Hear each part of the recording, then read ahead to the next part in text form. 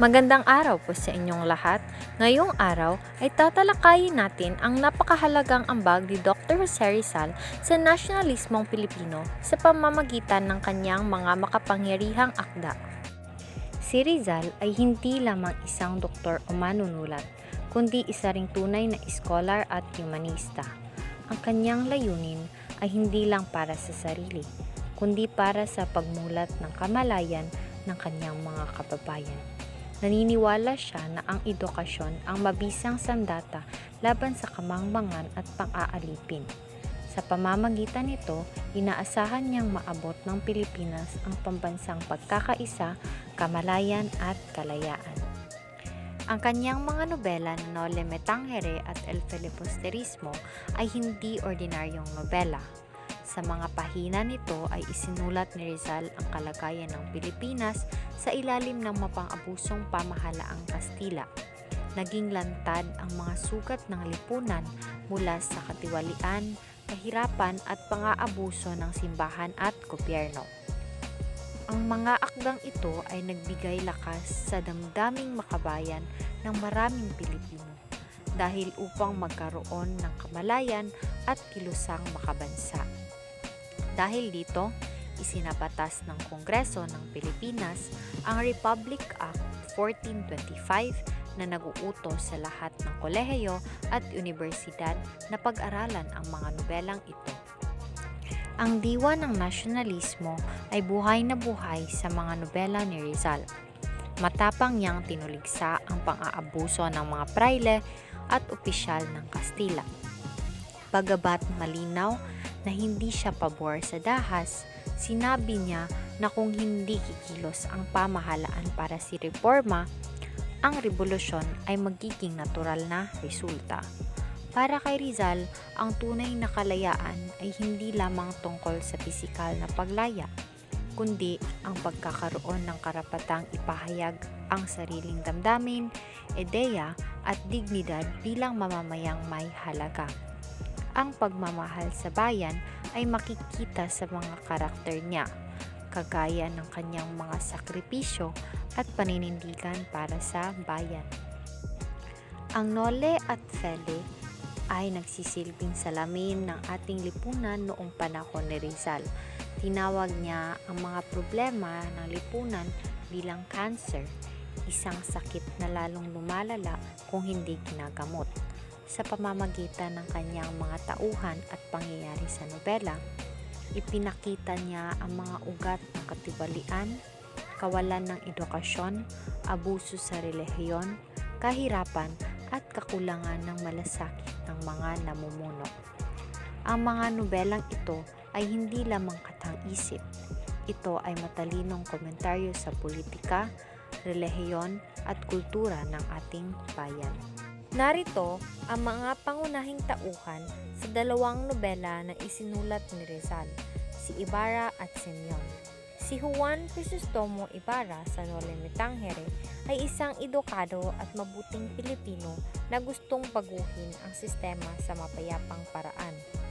Bumalik siya sa bansa na may dalang pag-asa at plano para sa ikabubuti ng kanyang bayan. Ngunit sa El Filibusterismo, makikita natin ang kanyang pagbabalik bilang Simeon, isang mayamang alahero na puno ng galit at paghihiganti. Nabigo siya sa kanyang mga plano sa reforma kaya't pinili niya ang marahas na paraan. Ang kanyang pagbabago ay sumasalamin sa isang taong nawalan ng tiwala sa sistemang mapayapa at piniling itumba ito sa paraang radikal. Ipinapakita nito ang panganib ng kawalan ng pag-asa kapag ang lipunan ay patuloy na bingi sa panawagan ng pagbabago. Pagsakripisyo para sa ikabubuti ng nakararami. Siya ang boses ng mga hindi naririnig sa lipunan. Samantala, si Pilosopo Tasio naman ay matalino at mapanuri. Ngunit dahil kakaiba ang kanyang pananaw, madalas siyang itinuring na baliw. Ipinapakita nito ang kawalan ng pagtanggap sa progresibong ideya ng lipunan. Samantala, si Maria Clara ay hindi lamang simbolo ng kagandahan at kababaang loob. Siya rin ay biktima ng sistemang patriarkal at relihiyoso. at sumasalamin sa katayuan ng mga kababaihan noon. Habang may mga bayani sa nobela, may mga tauhan din na nagsisilbing simbolo ng kabulukan ng lipunan, kagaya ni Padre Damaso. Siya ay isang mapang-abusong prayle, arugante, mapang-mataas at mapanira. Pinapakialaman niya ang buhay ng iba at ginagamit ang simbahan para sa pansariling kapakanan. Si Kapitan Tiago naman ay isang mayamang Pilipino na kunwaring rehelyoso, ngunit ang totoo'y alipin ng pera at kapangyarihan. Siya ang larawan ng Pilipinong nagpapakababa para lamang sa kapakanan. Sina Doña Victorina at Don Tiburcio naman ay nagpapanggap na mataas at panyaga, ngunit puno ng kasinungalingan. Sila ang salamin ng kolonyal na mentalidad, yung mga Pilipino na ikinahihiya ang kanilang lahi. Ang mga tauhang sina Sisa, Basilio at Crispin ay nagsisilbing biktima ng kahirapan, kawalang hustisya at pang-aabuso ng simbahan.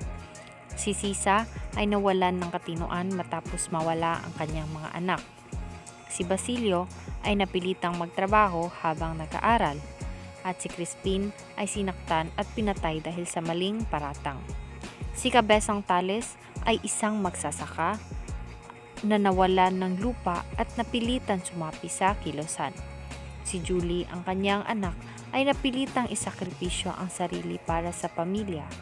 Si Tano naman, anak din ni Tales, ay sa pilitang isinama sa militar at hindi na muling nakapiling ang pamilya. Ipinakita ng mga tauhang ito kung gaano kalupit at di makatarungan ang sistema noon.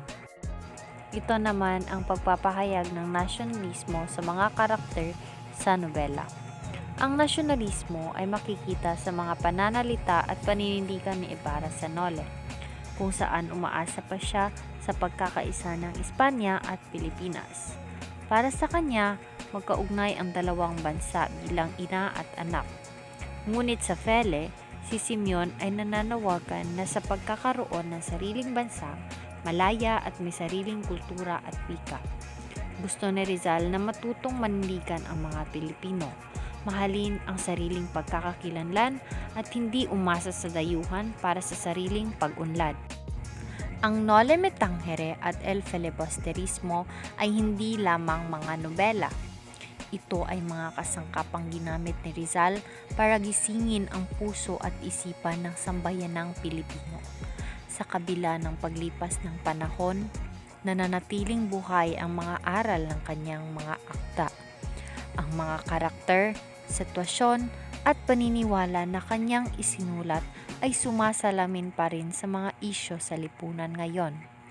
Ang kanyang pananaw sa kalayaan, katarungan at dignidad ng Pilipino ay patuloy na nagsisilbing gabay sa ating pagkabansa. Yun lang po at naway meron kayong natutunan sa ating tinalakay ngayon. Maraming salamat po.